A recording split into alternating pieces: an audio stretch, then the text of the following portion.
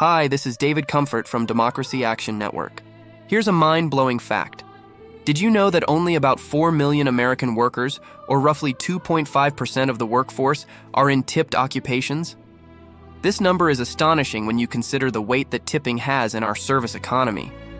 Yet, despite this small percentage, President Trump's recent legislation, dubbed the Big Beautiful Bill, has made waves, but not for the betterment of those who truly need it.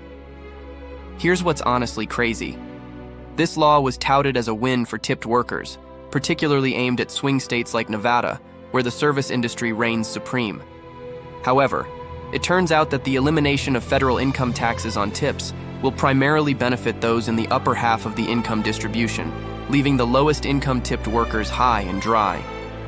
Ever notice how often policies seem to favor the wealthy while neglecting those who are struggling? The legislation allows workers to deduct up to $25,000 from their taxable income, but it phases out for individuals earning over $150,000. This means that while the wealthy get a tax break, the very workers who rely on tips to make ends meet are left with scraps.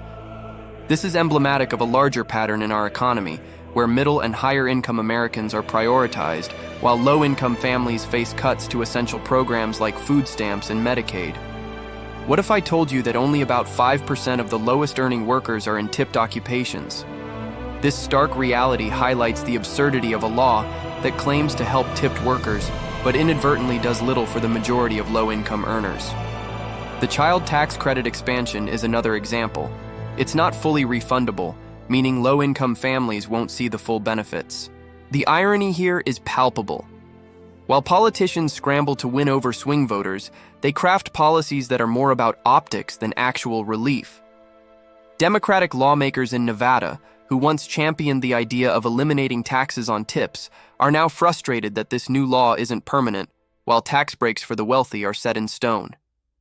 In a world where tipping is under scrutiny and many Americans are fatigued by it, we could see a backlash that further harms the very workers this law claims to support. Imagine being a low-income tipped worker, expecting relief, only to find that not only are you not benefiting, but you might also lose out on other essential services. It's a double whammy that's simply not fair. The bottom line? This law shows us that we need to advocate for policies that genuinely support those at the bottom of the income ladder, not just those who are already climbing. Let's keep pushing for change that uplifts everyone, not just the few at the top. This is David Comfort from Democracy Action Network. Please like this video and subscribe to our channel. It would help out a lot. Peace.